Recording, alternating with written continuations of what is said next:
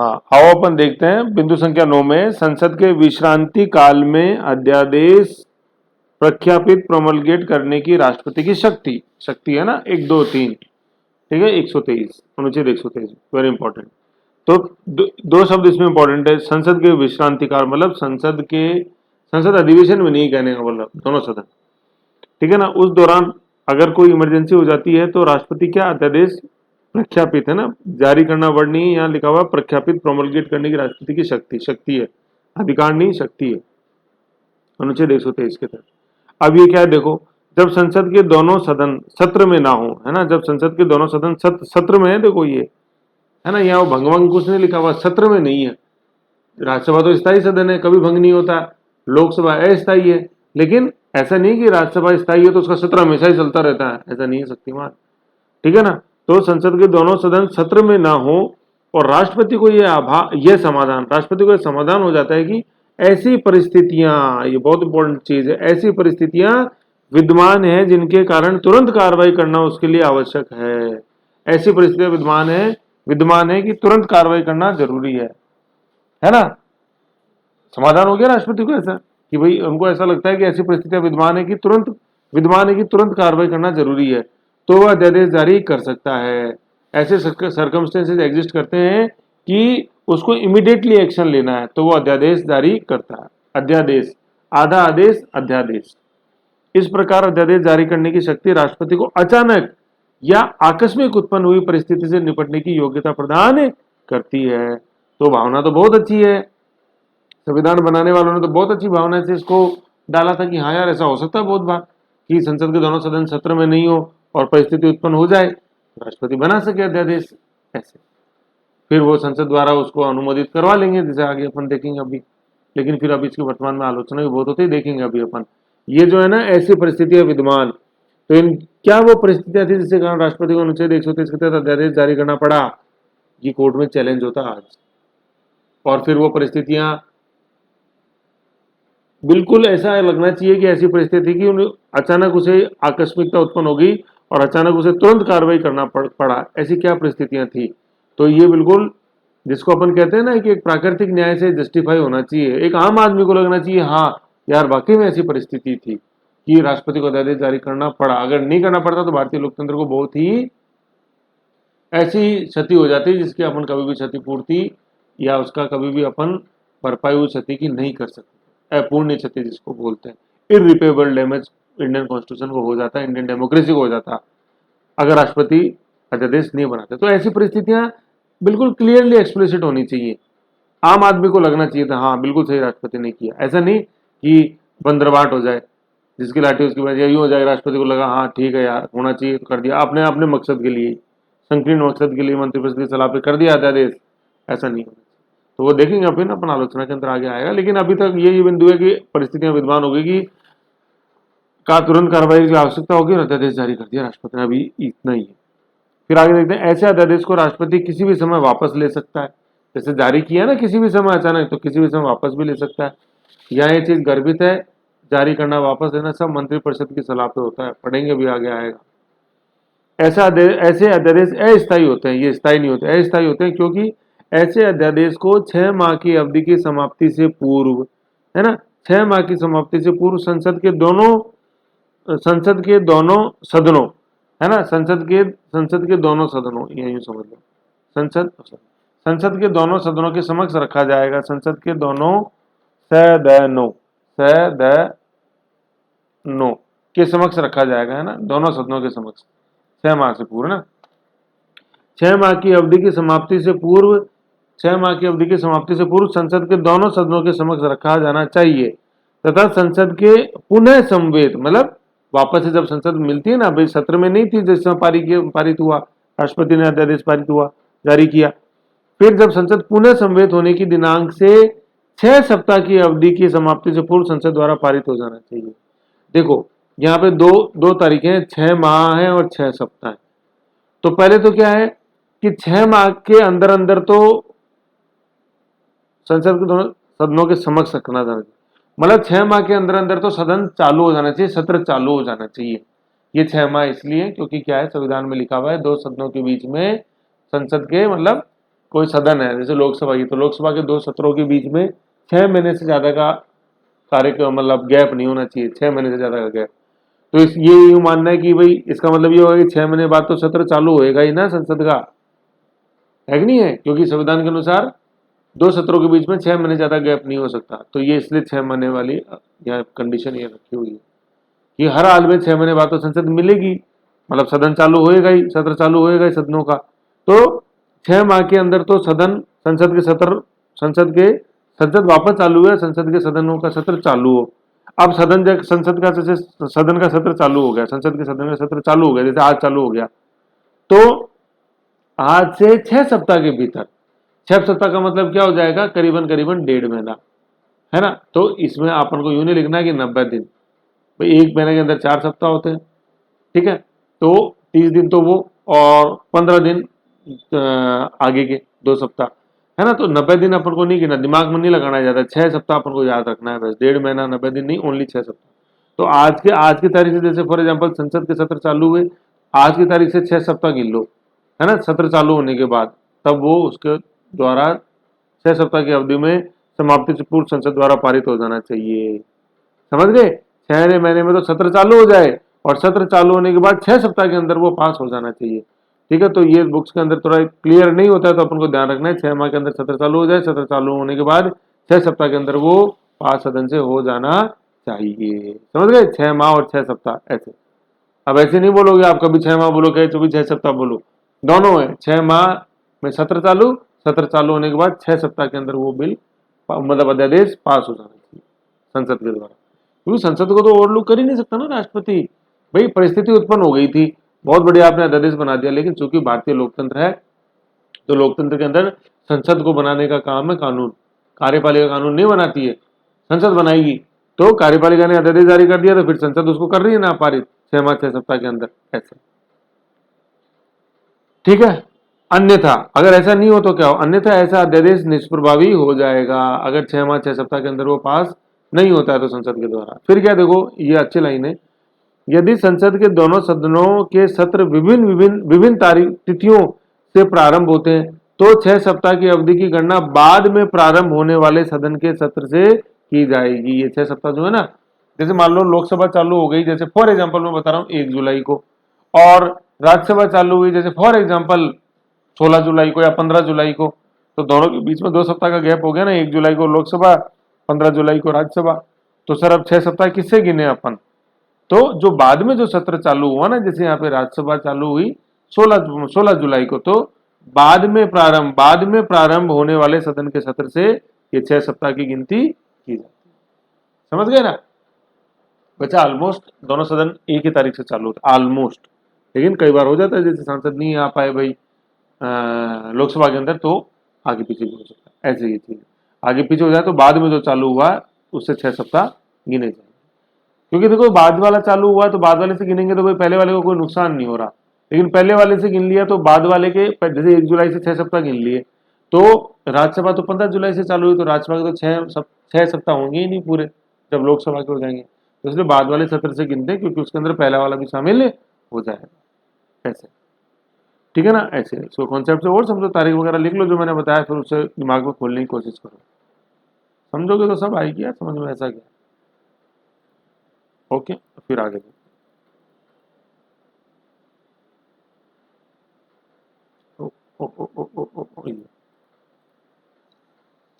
ठीक है, 6 सप्ताह की होगी।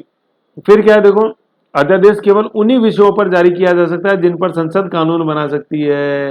राज्य सूची के विषय पर कैसे कर दोगे अध्यादेश जारी, वो परिस्थितियां अलग है, लेकिन नॉर्मल में तो जिन पर संसद बना सकती है ना, संसद को कई बार ऐसी शक्ति है कि वो राज्य सूची के विषय पर कानून बना सकती है, तो ऐसी स्थिति के अंदर जब संसद बना सकती है तो भाई राष्ट्रपति भी बना देगा, मतलब जारी कर देगा अध्यादेश, क्या दिक्कत है।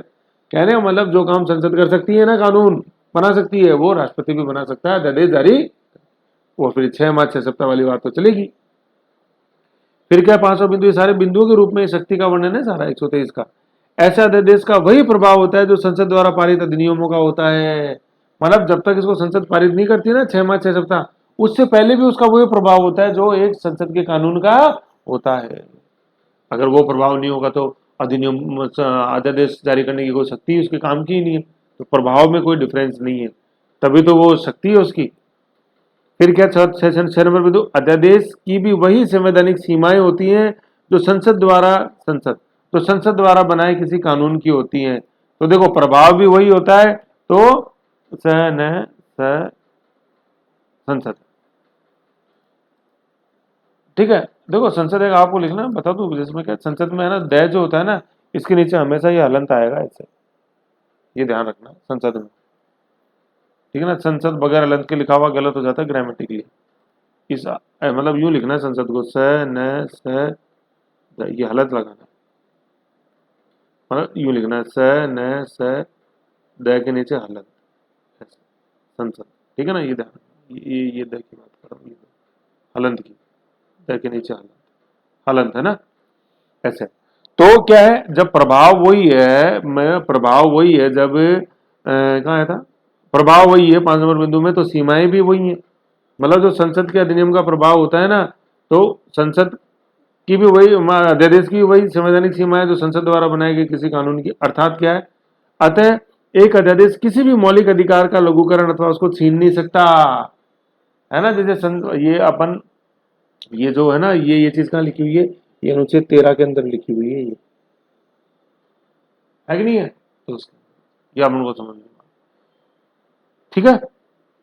तो 13 में भी यही है कि लघुकरण नहीं हो सकता है, अगर ऐसा लघुकरण कोई करेगा तो वो उस सीमा तक शून्य या अवैध होगा। ओके, ये चीज है, मतलब ये जुडिशियल रिव्यू ही यहाँ से मिलता है अनुच्छेद 13 से ही। मौलिक अधिकारों में समझा रखा मैंने पूरा, उसको देखना अनुच्छेद 13, ठीक है। फिर ये कपूर सिंह बाद में और लिखा हुआ, वो अलग चीज है, वो देखते हैं अभी।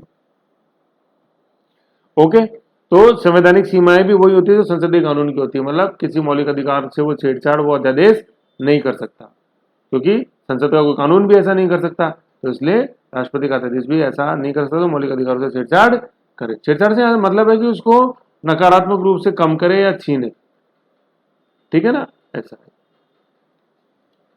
ओके, फिर क्या, कपूर सिंह केस 1970।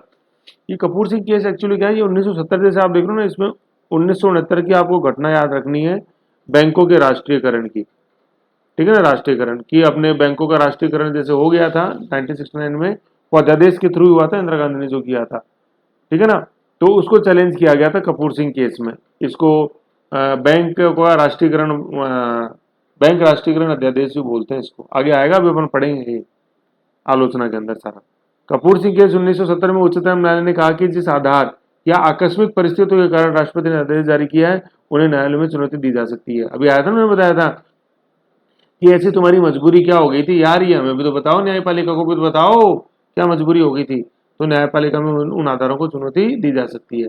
तो कहने का मतलब न्यायपूर्ण लोगों के दायरे के अंदर राष्ट्रपति के अध्यादेश भी आते हैं। JR बोले तो जुडिशियल रिव्यू, वो अनुच्छेद 13 जो मैं बता रहा था वो यही है। किसी विधेयक की भांति अध्यादेश को भी पूर्ववर्ती प्रभाव, पिछली तारीख या भूतलक्षी प्रभाव से लागू किया जा सकता है। मतलब जैसे मान लो अध्यादेश जारी हुआ 1 जुलाई को, तो राष्ट्रपति उसको लागू करवा सकता है 1 जून से। तो भूतलक्षी प्रभाव ये बोला जाता है, पोस्ट इफेक्ट से, है ना। पूर्ववर्ती, पिछली, भूतकाल होता है, मैं खाना खा रहा था, सीटी बजा रहा था, वो भूतलक्षी, ठीक है ना, ऐसे। तो ये अध्यादेश से संबंधित कुछ इंपॉर्टेंट बिंदु है, जिसमें सबसे ये 6 माह 6 सप्ताह वाला याद रखना है, बाकी तो सारे कॉन्सेप्ट और आ जाएंगे समझ में। तो ये तो महत्वपूर्ण बिंदु हैं जो इस शक्ति से जुड़े हुए हैं, जिनका अपन को ध्यान रखना है, ठीक है ना। अनुच्छेद 123 के तहत यह अध्यादेश जारी करने की शक्ति है, काफी आर्टिकल मैथ्स के अंदर ही आते हैं। ओके, अब अपन जैसे देखते हैं इस शक्ति के बारे में जो आलोचनाएं हुई है ना, वेरी इंपॉर्टेंट, उन आलोचनाओं से संबंध में क्या क्या चीजें हैं, ठीक है। शक्ति का दुरुपयोग जैसे कैसे कैसे हुआ, उन पे कुछ कुछ जो वेल नोन एग्जांपल है वो देखते हैं। वर्ष 1969 इंदिरा गांधी सरकार के द्वारा अध्यादेश जारी करके 14 बैंकों का राष्ट्रीयकरण किया गया, है ना, नेशनलाइजेशन ऑफ बैंक्स, जिसे उच्चतम न्यायालय में RC कपूरवाद, ये भी ऊपर आया था ना कपूरवाद जो मैंने बताया था, ये वही है 1970 में चुनौती दी गई थी। इसे लोकप्रिय रूप में बैंकों के राष्ट्रीयकरणवाद भी कहा जाता है ना। लोकप्रिय रूप में इसको अपन क्या बोलते हैं, बैंकों का राष्ट्रीयकरण का वाद भी कहा जाता है ना। मतलब case law related to nationalisation of banks, RC कपूरवाद। तो आरसी कपूरवाद में ये बोला गया था कि यार परिस्थितियां तो बता दो पहले तुम, ऊपर देखो ना यार। आरसी कपूरवाद में क्या बोला था कि वो जो परिस्थितियां जिनके कारण राष्ट्रपति को मजबूर होना पड़ा ना, उन परिस्थितियों को न्यायालयों में चुनौती दी जा सकती है। ये तो बोला कपूरवाद में, ये वही आरसी कपूरवाद है 1970 वाला सेम। ये द्वारा ना आरसी कपूरवाद ये पढ़ाई सेम है बिल्कुल। तो इस आरसी कपूरवाद को क्या बोलते हैं अपन, लोकप्रिय रूप में बैंकों का राष्ट्रीयकरण संबंधी वाद भी कहा जाता है। क्योंकि इस वाद में ये चुनौती दी गई थी कि भाई बताओ तो सही, क्या मजबूरी हो गई थी ऐसे जो आपको अध्यादेश लाने पड़ा, क्यों नहीं इसको अधिनियम संसद के द्वारा पारित करा के जैसे नॉर्मल वे में होता वैसे करते आप ऐसे। तो ये क्या एक्चुअली क्या था, ये इंदिरा गांधी का इस समय विपरीत समय था, चालू हुई थी 67 में तो उनका चालू हुआ ही है। तो मोरारजी देसाई काफी एंटी उस समय इनके थे इंदिरा गांधी के, तो लोगों के बीच में लोकप्रिय होने के लिए इंदिरा गांधी ने कदम उठाया था। जैसे कि यहाँ लोग जाने को प्रधानमंत्री, क्योंकि उस समय भारत की मात्र 4% आबादी के पास बैंक अकाउंट्स थे, क्योंकि सारे बैंक निजीकरण थे, प्राइवेटाइजेशन था। तो बैंकों का राष्ट्रीयकरण करने के बाद फिर गांव आम आदमी ने जाना बैंक खाता क्या होता है ऐसा, है ना। ये तो लोकप्रियता पाने के लिए इंदिरा गांधी ने ऐसा किया था, जो वैज्ञानिक कारण है। वर्ष 1987 में डीसी वाधवा वाद, है ना, उच्चतम न्यायालय ने कहा कि अध्यादेश को बार बार जारी होना असंवैधानिक है ना। बार बार क्यों जारी करते हो यार, कोई परिस्थिति हो तो उसमें कर लो, तुमने तो उसको रूटीन में ही बना लिया। तो ये डीसी वादवाद में कहा इंदिरा वाले ने, राजीव गांधी की सरकार ने। फिर क्या, तीसरा बिंदु, जिन विधेयकों पर लोकसभा में गतिरोध उत्पन्न हो गया हो उन पर लोकसभा सत्र की समाप्ति के बाद अध्यादेश जारी कर दिया जाता है। मतलब आप यार लोकसभा में तो पास करा नहीं पाए और जैसे ही लोकसभा सत्र खत्म हुआ ना, तुमने फट अध्यादेश जारी करवाया। तो यार ये तो तुम लोकतंत्र का ही गला घोट रहे हो वैसे तो, है कि नहीं है। तो ऐसे जैसा कि वर्ष 2013 में यूपीए 2 की सरकार द्वारा खाद्य सुरक्षा विधेयक, फूड सिक्योरिटी एक्ट के तहत हुआ, है ना, इस विधेयक को पास कराने के लिए अध्यादेश लाया गया। तो ये संसद लोकसभा में तो पास करवा नहीं पाई, तो लो कर दिया हमने तो अध्यादेश जारी। तो गड़बड़ है ना, है कि नहीं है। तो ये चुनाव जीतने के कारण था। 2013 आ गया ना, तो 14 में फिर नरेंद्र मोदी पहली बार बने थे प्रधानमंत्री, वो काल है। तो उस समय राहुल गांधी पॉपुलर होना चाहते थे लोगों के मध्य में, तो लोकसभा सत्र में पास हुआ नहीं और उन्होंने अध्यादेश के द्वारा लो लागू कर दिया, है कि नहीं। सस्ती लोकप्रियता अर्जित करने के लिए, यूं अपन कह सकते हैं, ठीक है ऐसे। तो लोकसभा जिन्हें पास नहीं कर पाती उन पर अध्यादेश जारी करना सही नहीं है भैया। तो मतलब भाई वो उसे जनता के प्रतिनिधि चाहते ही नहीं है, तो तुम उसे क्यों बनवा रहे हो कानून ऐसे। तो आलोचना पढ़ रहे हैं तो ऐसे ही बिंदु, आलोचना में तो ऐसे ही बिंदु आएंगे ऐसे, खरी खोटी सुननी पड़ती है आलोचना में तो यूं। फिर क्या है चौथा नंबर बिंदु, सर्वाधिक आपत्तिजनक विषय क्या है, यहाँ सर्वाधिक 4 नंबर बिंदु, सर्वाधिक आपत्तिजनक विषय यह है कि अध्यादेशों को लगातार पुनर्जीवित रखा गया।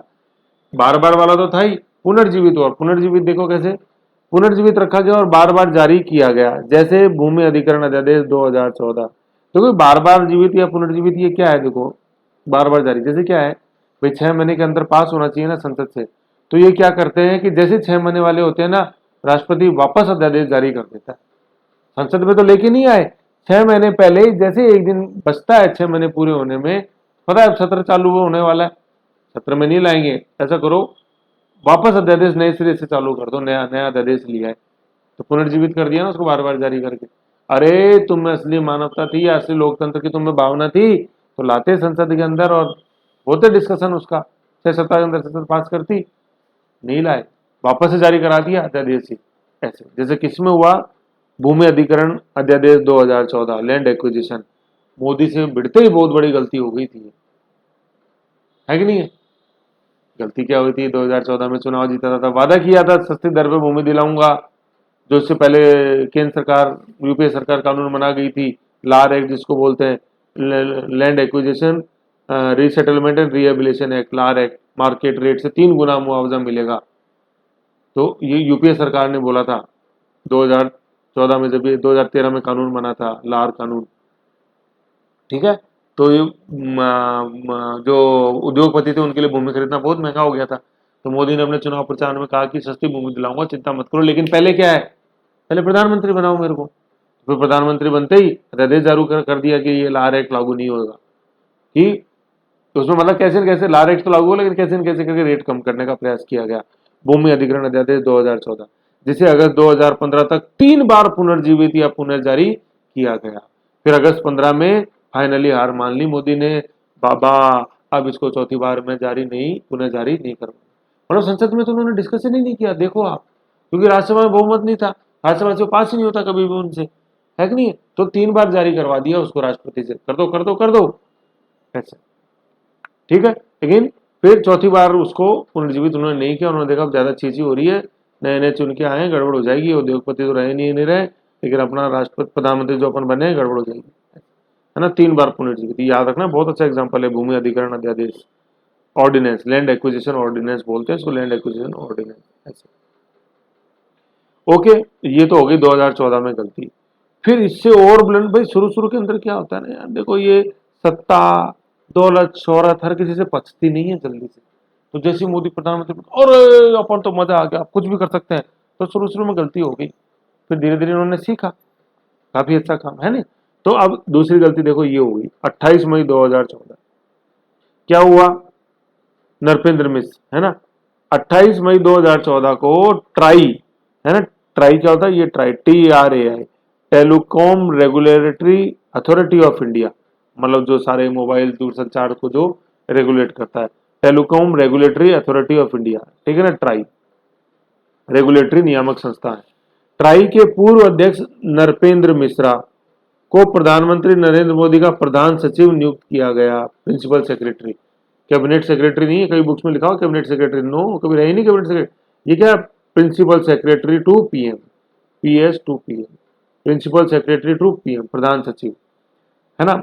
मतलब ये बहुत इंपॉर्टेंट व्यक्ति थे नरेंद्र मोदी के, बहुत ही ज्यादा क्या थे, विश्वसनीय व्यक्ति थे, तो नरेंद्र मोदी इनको अपना प्रधान सचिव नियुक्त करना चाहते थे, ठीक है। लेकिन ये ट्राई का जो कानून है ना, वो इनके बीच में आ रहा था, इस मिलाप के अंदर, प्रेम मिलन, ये जो मिलन होने वाला था ना मोदी और मिश्रा का, नरपेंद्र मिश्रा का, इस मिलन में रोड़ा कौन बन रहा था कबाब में हड्डी, ट्राई का कानून। ट्राई का कानून ये बोलता था कि जो ट्राई का अध्यक्ष कभी एक बार बन गया अपनी जिंदगी में, वो कोई भी सरकारी पद पे नहीं रह सकता। तो चूंकि ये ट्राई के पूर्व अध्यक्ष रह चुके थे नरपेंद्र मिश्र, तो अब ये सरकारी पद, मतलब प्रधान सचिव भी एक सरकारी पद ही है, तो उस पर नियुक्त नहीं हो सकते थे। तो मोदी ने लगा दिया अध्यादेश और कर दिया इस कानून को अमेंड। देखो अब 28 मई 2014 को ट्राई के पूर्व अध्यक्ष नरपेंद्र मिश्रा को प्रधानमंत्री नरेंद्र मोदी का प्रधान सचिव नियुक्त किया गया। सरकार ने भारतीय दूरसंचार नियामक प्राधिकरण ट्राई के कानून को संशोधन करने के लिए अध्यादेश लागू किया, जो मिश्रा को इस महत्वपूर्ण पद पर नियुक्त करने में रोक सकता था, है ना, ये कानून रोक सकता था, उसमें संशोधन कर दिया। क्या किया देखो, मिश्रा 1967 मिश्रा 1967 बैच के रिटायर्ड IAS अधिकारी हैं और उत्तर प्रदेश कैडर के हैं। मिश्रा 2006 से 2009 के बीच भारतीय दूरसंचार नियामक प्राधिकरण के अध्यक्ष, मतलब ट्राई के अध्यक्ष रहे थे 2006 से 2009 के बीच में। देखो घटना जो है ना इनको बनाने की 2014 की है, और वो ट्राई के अध्यक्ष 6 से 9 के बीच में ट्राई के अध्यक्ष रहे हैं। 2009 में वो रिटायर हो गए। ट्राई कानून इसके अध्यक्षों तथा सदस्यों को पद छोड़ने के बाद केंद्र या राज्य सरकारों में किसी अन्य पद पर नियुक्ति से प्रतिबंधित करता है। कानून के इस प्रावधान जो मिश्रा को प्रधान सचिव नियुक्त करने में आड़े आ सकता था, मोदी सरकार ने इसके संशोधन के लिए अध्यादेश लागू किया। अध्यादेश में लिख दिया कि ट्राई के कानून को अमेंड किया जाता है कि अब जो अध्यक्ष रहा हुआ है ना भूतकाल में, वो प्रधान सचिव या सरकारी पद ग्रहण कर सकता है केंद्र सरकार या राज्य सरकार के अंडर में। तो फिर बना दिया इनको प्रधान सचिव, है कि नहीं है। तो ऐसे ये 15वाट है, तो हो गई ना, देखो जिसकी लाठी उसकी भैंस, ऐसे बाबू मत हो, चलो कोई बात नहीं। 28 में आप तो नरपेंद्र मिश्रा याद रख लो। और अध्यादेश कैसे मिसयूज हो सकती है अध्यादेश की शक्ति, ऐसे आगे आ जाओ, बाबू मत हो, कोई बात नहीं, आओ। अनेक बार ऐसे उदाहरण देखे गए हैं कि सदन की शुरुआत के 2 दिन पहले अध्यादेश जारी कर दिया गया। जैसे भी अपन ने देखा, जैसे सदन खत्म हुआ, पेश नहीं करा पाए, तो तुमने कर दिया जैसे खाद्य सुरक्षा कानून। फिर क्या है, सदन चालू होने वाला था उसके 2 दिन पहले तुमने अध्यादेश जारी कर दिया। यार ये क्या बात है, सदन चालू हो रहा था ना, इतनी जरूरत थी तो उसमें ही हम कर लेते डिस्कस, तो गड़बड़ है। तत्काल पहले तत्काल बाद नहीं होना चाहिए, लोकतंत्र की भावना के अगेंस्ट। बिंदु संख्या 7, कुछ राज्य सरकारों उदाहरणतः बिहार के द्वारा आदेशों मतलब अध्यादेशों को 10 साल से ज्यादा तक बार बार जारी किया गया, जिससे आलोचक अध्यादेश राज्य ऑर्डिनेंस रूल की संख्या देते हैं, जो संसद की लोकतांत्रिक भावना के प्रतिकूल है, अनुकूल नहीं प्रतिकूल है ना। ये अध्यादेश अपन को लिखना है, ठीक है ना। अध्यादेशों ये कुछ राज्य सरकार के द्वारा अध्यादेशों को ये अध्यादेशों को 10 साल से ज्यादा तक बार बार, वो 6-6 महीने है ना, जैसे खत्म होने वाला लो फिर 6 महीने के लिए फिर अपन ने जारी कर दिया। तो देखो 6-6 महीने करके आपने तो 10 साल निकाल दिए यार। तो ये तो यूं लगता है लोकतंत्र नहीं है, ये तो अध्यादेश राज ऑर्डिनेंस रूल हो गया। ये तो जैसे गुंडा राज होता है ना, क्रिमिनल रूल, ऐसे तो अध्यादेश राज मतलब अध्यादेश ही चले जा रहे। तुमने साला मौका ही नहीं दिया राज्य विधानमंडल को उसको कानून बनाने का। तो ये आलोचना है किसकी, अध्यादेश जारी करने की शक्ति की। तो नो डाउट देखो मंशा बहुत अच्छी, अनुच्छेद जो अपन पढ़ रहे हैं 123, उसकी मंशा बहुत अच्छी है, क्योंकि वो आपातकालीन परिस्थिति से निपटने के लिए शक्ति देता है, राष्ट्रपति को योग्य बनाता है। लेकिन जो उसको इम्प्लीमेंट करवाने वाले हैं ना, जैसे मंत्रिपरिषद की सलाह करता है राष्ट्रपति का, तो गलती कहाँ है, मंत्रिपरिषद में, मंत्रिपरिषद की सोच में है, या मंत्रिपरिषद का जो मुखिया है प्रधानमंत्री उसकी सोच में है गलती, संविधान में नहीं है कमी या गलती। तो निष्कर्ष यही है कि संविधान में, भारतीय संविधान अपने आप में बहुत ही एक सर्वोच्च किस्म का दस्तावेज है। कमी संविधान में नहीं है, संविधान को इम्प्लीमेंट करने वालों की मानसिकता के अंदर कमी है, उनके अंदर लोकतंत्र के प्रति जो एक जज्बा है, जो सम्मान है, उसमें कहीं कमी है। भारतीय लोकतंत्र में कमी नहीं है, ऐसे ये निष्कर्ष होता है, ठीक है ना। मतलब क्वेश्चन यूं पूछा जाता है कि जब यार इसका दुरुपयोग होता है तो शक्ति हटा दे क्या, अनुच्छेद 123 से हटा दे क्या। अरे भैया 123 में गलती नहीं है, मंशा में गलती है कैबिनेट की, मंत्रिपरिषद की, प्रधानमंत्री की। जैसे मंशा का एग्जांपल वेल नोन बताया ही नरपेंद्र मिश्र, या बताया ही मैंने तो भूमि अधिग्रहण अध्यादेश, बताया ही बिहार का। बिहार में मतलब राज्यपाल ने जारी किए, वो राज्यपाल के पास भी शक्ति होती है, देखेंगे आगे आएगा, समझ गए। ऐसे ही चीज ओके। फिर आगे आते हैं अपन अध्यादेश एवं शक्ति प्रतिकरण कि जैसे आलोचना अपन पढ़ रहे हैं ना, तो टोटल 3 आलोचना। एक तो अपन ने जैसे ये देख लिया, पहला बिंदु इस आलोचना में अपन ने क्या देखा, दुरुपयोग। तो दुरुपयोग के उदाहरण थे सारे, जैसे बैंकों के राष्ट्रीयकरण के मामले में दुरुपयोग हुआ, ठीक है, खाद्य सुरक्षा के मामले में दुरुपयोग हुआ, भूमि अधिग्रहण है ना, खाद जैसे बैंकों में हुआ, खाद में हुआ, भूमि में हुआ, नरपेंद्र मिश्रा ट्राई में हुआ, ऐसे। तो ये माइक्रो के रूप में ये छोटे छोटे याद रखो वैसे शब्द, बैंक, खाद, भूमि, ट्राई, तब याद होंगे, बैंक, खाद, भूमि, ट्राई, है ना, ऐसे। ये माइक्रो है, ये ऐसे माइक्रो में याद रखना। फिर तत्काल बाद में, तत्काल पहले शुरुआत के अंदर ही बना देना अध्यादेश ये। फिर 10 साल तक अध्यादेश राज्य अध्यादेश राज ऑर्डिनेंस रूल, यार ये राज्य नहीं है, राज्य अध्यादेश राज, सॉरी अध्यादेश ऑर्डिनेंस रूल, राज्य नहीं हो जाएगा, गलत हो जाएगा, ऑर्डिनेंस स्टेट हो जाएगा, राज्य ऑर्डिनेंस रूल है अध्यादेश राज, ठीक है। अब अपन पढ़ते हैं अध्यादेश एवं दूसरा आलोचना, अध्यादेश एवं शक्ति प्रतिकरण, जो केंद्र कार्यपालिका और व्यवस्थापिका के बीच शक्ति प्रतिकरण, उसको कैसे डिस्टर्ब करता है। अध्यादेश एवं शक्ति प्रतिकरण भारतीय संविधान का एक प्रमुख, या भारतीय संविधान की कर दो यार ना, का एक प्रमुख लक्षण मैं लिखना चाह रहा था। भारतीय संविधान की एक प्रमुख विशेषता है ना, भारतीय संविधान की एक प्रमुख विशेषता क्या है, भारतीय संविधान की एक प्रमुख विशेषता है क्या, शक्ति का प्रतिकरण, सेपरेशन ऑफ पावर। इसके अनुसार, मतलब सेपरेशन ऑफ पावर जो है ना, इसके अनुसार क्या है, सेपरेशन ऑफ पावर क्या बोलती है, इसके अनुसार विधायिका के द्वारा विधि का निर्माण किया जाता है। विधायिका मतलब लोकसभा राज्यसभा के द्वारा विधि का निर्माण किया जाता है, तथा कार्यपालिका विधि का क्रियान्वयन करती है। कार्यपालिका मतलब मंत्रिपरिषद। लोकसभा विधायिका तो बनाएगी, लेजिस्लेटिव तो, और एग्जीक्यूटिव उसको लागू करेगी, फर्स्ट वीडियो में समझाया था। अध्यादेश मूलतः विधि है, इसलिए सरकार के द्वारा, अध्यादेश मूलतः विधि है, इसलिए सरकार के द्वारा बार बार अध्यादेश जारी करना अथवा अध्यादेश को बार बार लगातार बनाए रखना विधायिका की शक्ति को सीमित करना है। क्यों? क्योंकि भाई कानून तो यार बनाना किसका, विधायिका का काम है, तुम उसको बनाने दो ना। कार्यपालिका का काम तो उसको लागू करना है, क्रियान्वयन करना है, इम्प्लीमेंट करना, बनाना, ठीक है, लॉ को बनाना, कंस्ट्रक्शन या मेकिंग ऑफ लॉ वो तो लेजिस्लेचर का काम है, एग्जीक्यूटिव का थोड़ी ना। एग्जीक्यूटिव उसको इम्प्लीमेंट करती है।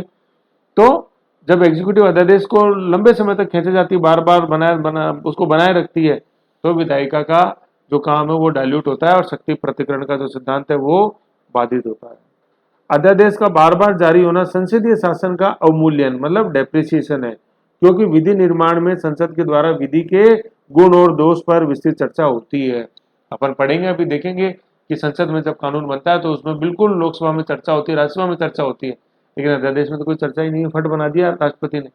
फिर उसको आप लंबे समय तक बार बार जारी रखते हो तो गड़बड़ है कि नहीं है। संसद को तो आपने मौका ही नहीं दिया यार उसको डिस्कस करने का, है कि नहीं। तो बार बार जारी करना, उसको पुनर्जीवित करना, बार बार जारी करना पुनर्जीवित करना एक ही चीज है, ठीक है ना। तो वो संसदीय शासन का अवमूल्यन है, डेप्रिसिएशन है। तो ये शक्ति का प्रतिकरण सिद्धांत इससे बाधित होता है।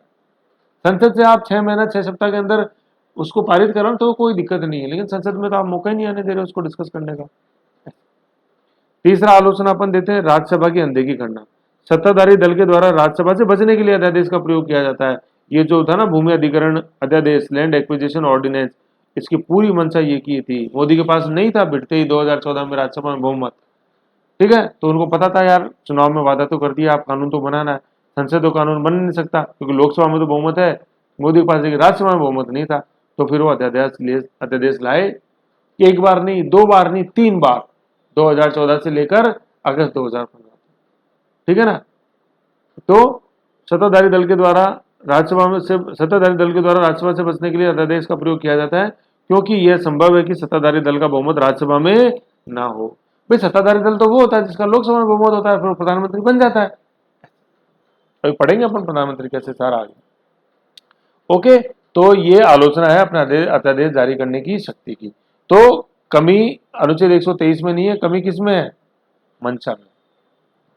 अब अपन देखते हैं अन्य विधायी शक्तियां अपने राष्ट्रपति की, लेजिस्लेटिव पावर्स पढ़ रहे हैं ना अपन। तो अन्य विधायी शक्तियां कौन कौन सी होते हैं और देख लेते हैं। यदि लोकसभा के अध्यक्ष व उपाध्यक्ष दोनों के पद रिक्त हों तो वह लोकसभा के किसी भी सदस्य को सदन की अध्यक्षता सौंप सकता है। अध्यक्ष और उपाध्यक्ष दोनों ही नहीं हो तो किसी भी सदस्य को अध्यक्षता कौन सौंपता है, राष्ट्रपति सौंपता है। यह आएगा, संसद में भी आएगा, इंपॉर्टेंट है। इसी प्रकार यदि राज्यसभा के सभापति और उपसभापति के पद रिक्त हों तो राज्यसभा के किसी भी सदस्य को सदन की अध्यक्षता सौंप सकता है ना। लोकसभा के अध्यक्ष को अपन स्पीकर बोलते हैं, ये लोकसभा के अध्यक्ष को है ना स्पीकर, इंग्लिश हिंदी में स्पीकर ही बोला जाता है, और उपाध्यक्ष को डिप्टी स्पीकर। और राज्यसभा के सभापति को अपन चेयरमैन बोलते हैं, इंग्लिश में चेयरमैन या डिप्टी चेयरमैन, ठीक है। तो ये इसकी विधायी शक्तियां और होगी ना। अध्यक्ष या उपाध्यक्ष नहीं हो लोकसभा में, मतलब स्पीकर और डिप्टी स्पीकर नहीं हो लोकसभा में, तो कौन करेगा, ये राष्ट्रपति डिसाइड करेगा। राज्यसभा के अंदर चेयरमैन और डिप्टी चेयरमैन नहीं हो तो कौन करेगा, ये कौन डिसाइड करेगा, राष्ट्रपति, ऐसे, ठीक है ना, ये चीज। तो ये एक विधायी शक्ति और होगी अपने राष्ट्रपति की, ऐसे अपन को ध्यान रखना। ये राज्य, ठीक है, राज्यसभा ऐसे। फिर क्या है इंपॉर्टेंट एक बिंदु और, कि वह चुना, मतलब राष्ट्रपति, वह का मतलब है राष्ट्रपति, वह चुनाव आयोग से परामर्श कर संसद सदस्यों की निर्भरता मतलब योग्यता, एलिजिबिलिटी के प्रश्न का निर्णय करता है। ये क्वेश्चन आता है, ये है ना निर्वाचन, ये केंद्रीय निर्वाचन आयोग की सिफारिश पर राष्ट्रपति सांसदों की योग्यता का निर्धारण करता है कि कोई व्यक्ति एमपी रहेगा या नहीं रहेगा। एमपी की बात कर रहा हूं मैं, ठीक है ना। एमपी रहेगा या नहीं रहेगा इसका निर्णय कौन करता है, राष्ट्रपति करता है। अंतिम होता है राष्ट्रपति का निर्णय योग्यता का, सांसद की योग्यता का, लोकसभा राज्यसभा दोनों की, है ना। संसद में दोनों आ गया, लोकसभा राज्यसभा। तो सदस्य वो रहेगा या नहीं रहेगा इसका डिसीजन किसका फाइनल, स्पीकर अपने सॉरी राष्ट्रपति का, ठीक है ना। संसद सदस्य की योग्यता कि ये एमपी रहेगा या नहीं रहेगा, ये किसका डिसीजन फाइनल होता है, राष्ट्रपति का। वह का मतलब राष्ट्रपति का। लेकिन राष्ट्रपति किसकी सिफारिश पर यह निर्णय लेता है, चुनाव आयोग। देखो अभी मैं जैसे मेरे मुंह से स्पीकर निकल गया था ना, तो स्पीकर का कब होता है मैं आपको बता देता हूं कि दल बदल जब होता है ना, कि दल बदल हुआ है या नहीं हुआ है, तो दल बदल के ऊपर जो अयोग्यता का जो होता है ना निर्णय कि दल बदल हुआ या नहीं हुआ, इसमें स्पीकर का डिसीजन फाइनल होता है। तो देखेंगे अपन संसद में पूरा आएगा। दल बदल एंटी डिफेक्शन के मामले में, एंटी डिफेक्शन बोलते हैं दल बदल को, इसमें होती है स्पीकर के पास शक्ति। लेकिन अपन नॉर्मल रूप के अंदर करेंगे, दल बदल नहीं हुआ है लेकिन किसी संसद सदस्य की योग्यता के बारे में निर्णय लेना है, निर्भरता या योग्यता के बारे में, तो किसका डिसीजन फाइनल होता है, वह मतलब राष्ट्रपति का। और राष्ट्रपति किसकी सिफारिश से ये काम करता है, केंद्रीय चुनाव आयोग के परामर्श पर, ठीक है। तो ये विधायी शक्तियों वाला पूरा जो सेगमेंट है राष्ट्रपति का वो अपन ने देखा। अब अपन क्या करते हैं, थोड़ी सी एक वित्त शक्तियां और है जो राष्ट्रपति की, उनको और देख लेते हैं, फिर न्यायिक शक्तियों पर अपन चर्चा करेंगे आगे। वित्त शक्तियां क्या है? कुछ वित्त शक्तियां जो राष्ट्रपति को मिली है, क्या है? धन विधेयक राष्ट्रपति की पूर्व अनुमति से ही संसद में प्रस्तुत किया जा सकता है। ठीक है ना जी। जैसे मैंने आपको प्रायर रिकमेंडेशन वाला जो अपन ने देखा था, वहां भी मैंने आपको चीज बताई थी कि उसमें ऐसे विधेयक जो राष्ट्रपति की पूर्व अनुमति के बाद ही आ सकते हैं, उसमें धन विधेयक एक बहुत बड़ा एग्जाम्पल है। मनी बिल, ठीक है। मनी बिल की जो परिभाषा है वो अनुच्छेद 110 के अंदर है, अपन पढ़ेंगे, आएगा डिटेल में, आएगा पूरा 110। पास कैसे होएगा? ये 109 में, परिभाषा 110 में। राष्ट्रपति केंद्रीय सरकार का वार्षिक वित्त विवरण बजट 112 को संसद के समक्ष रखवाता है। ये रिपोर्ट में भी अपन ने पढ़ा था, लेकिन वित्तीय शक्ति में अपन वापस को पढ़ रहे हैं। 112 बजट रखवाता है। राष्ट्रपति भारत की आकस्मिक निधि कंटिजेंसी फंड अनुच्छेद 267 267 है ना, आर्टिकल 267 में ये आता है। ठीक है, 267 में तो अपने संचित निधि आएगी। 267 के अंदर आकस्मिक निधि कंटिजेंसी, आकस्मिक मतलब किसी अनएक्सपेक्टेड खर्चे को मेटने के लिए, मतलब उसके लिए व्यवस्था करने के लिए, अनदेखे खर्चे के लिए।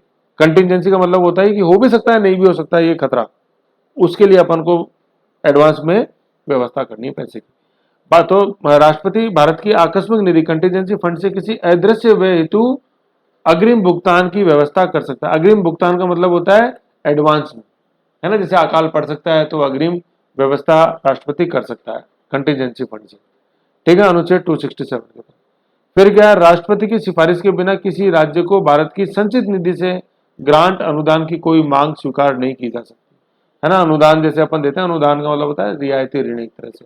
तो किसी राज्य को अगर संचित निधि से, कंसोलिडेटेड फंड से अगर अनुदान देना है, अनुच्छेद 275 के तहत ये देखेंगे अपन, ग्रांट एड 275 केंद्र राज्य संबंधों में आएगा।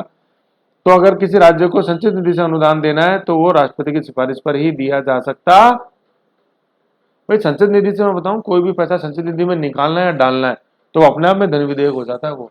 तो धन विधेयक की परिभाषा में आता है संचित निधि में पैसा डालना है, निकालना। संचित निधि जो है ना, ये आर्टिकल 266 से गवर्न होती है। देखेंगे अभी अपन आएगा, 266 से संचित निधि गवर्न होती है। तो जब अपन किसी राज्य को मान लो ग्रांट इन एड दे रहे हैं, अनुदान दे रहे हैं, तो अनुदान वो संचित निधि से जा रहा है कि नहीं है? संचित निधि कंसोलिडेटेड फंड से जा रहा है, तो उस पर राष्ट्रपति की पूर्ण अनुमति चाहिए। और संचित निधि से कोई भी जैसे संबंधित कोई भी विधेयक समझ लो या मोशन समझ लो, रिजोल्यूशन प्रस्ताव, अगर वो संचित निधि से सारे विधेयक के रूप में जाते, प्रस्ताव इसमें नहीं आता है, सारे बिल के रूप में जाते हैं। संचित निधि कंसोलिडेटेड फंड से पैसा निकालना, है ना। ये कंटीजेंसी फंड है और ये संचित निधि कंसोलिडेटेड फंड है, संचित कंसोलिडेटेड। तो ये अपने आप में एक मनी बिल बन जाता है, धन विधेयक। तो मनी बिल पे तो वैसे ही राष्ट्रपति की पूर्ण अनुमति चाहिए, तो एक ही बात है। लेकिन यहाँ पर ग्रांट की बात यहाँ अलग आ रही है। तो अगर संचित निधि से ग्रांट दिया जा रहा है तो सीधी सी बात है, संचित निधि से पैसा निकल रहा है तो वो धन विधेयक हो गया, वैसे राष्ट्रपति की पूर्ण अनुमति चाहिए। तो ग्रांट अपन को यहाँ अलग से, यहाँ ग्रांट के बारे में चर्चा है।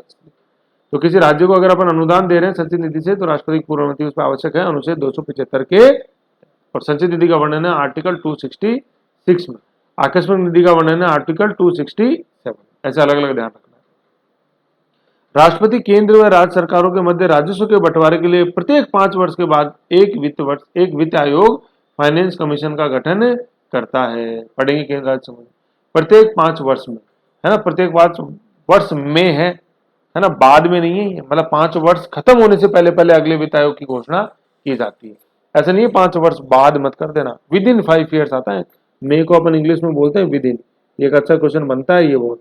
5 वर्ष के बाद या 5 वर्ष में, मे का मतलब है 5 वर्ष की अवधि समाप्त होने से पूर्व अगले वित्त आयोग का गठन राष्ट्रपति करेगा। अनुच्छेद 280 के 33 में लिखा हुआ नहीं हुआ आर्टिकल, लिख लेना आर्टिकल 280। ओ ये चीज है। तो ये अपन ने जैसे देखे ना, तो ये वित्तीय शक्तियां अपन ने फाइनेंशियल पावर एक साथ देख ली, तो इसमें अपन को अच्छा ऐसे कॉन्फिडेंस मिल जाए। तो क्या क्या देख लिया अपन ने? धन विधेयक, मनी बिल, बजट देख लिया 112, धन विधेयक 110 सॉरी, धन विधेयक 110, 108 में तो ज्वाइंट सीटिंग आ जाएगी। 110 में मनी बिल देख लिया, 112 में बजट देख लिया, 267 में कंटीजेंसी फंड आकस्मिक निधि देख ली, फिर 275 के अंदर ग्रांट इन एड देख लिया संचित निधि से, और 280 के तहत वित्त आयोग देख लिया 5 साल में, विद इन 5 ईयर्स, है ना, बाद नहीं, 5 साल के अंदर अंदर वित्त आयोग का घोषणा। तो ये अपन ने वित्त शक्तियां राष्ट्रपति की देखी। ऐसे। ओके, अब नेक्स्ट वीडियो में अपन देखेंगे राष्ट्रपति की न्यायिक शक्तियां, जुडिशियल पावर्स, जिसमें सबसे इंपॉर्टेंट है मृत्युदंड में, है ना। कसाब, ये सॉरी, अपने निर्भया केस के अंदर जैसे जो हुआ, कसाब वाले मामले भी आए थे राष्ट्रपति के पास, निर्भया केस के अंदर जैसे very well known case law बना, उसको देखेंगे। ठीक है, तो ऐसा है इनका क्वेश्चन, जैसे और देखना अच्छे से, तो क्वेश्चनों से अच्छी मजबूत होगी। ओके।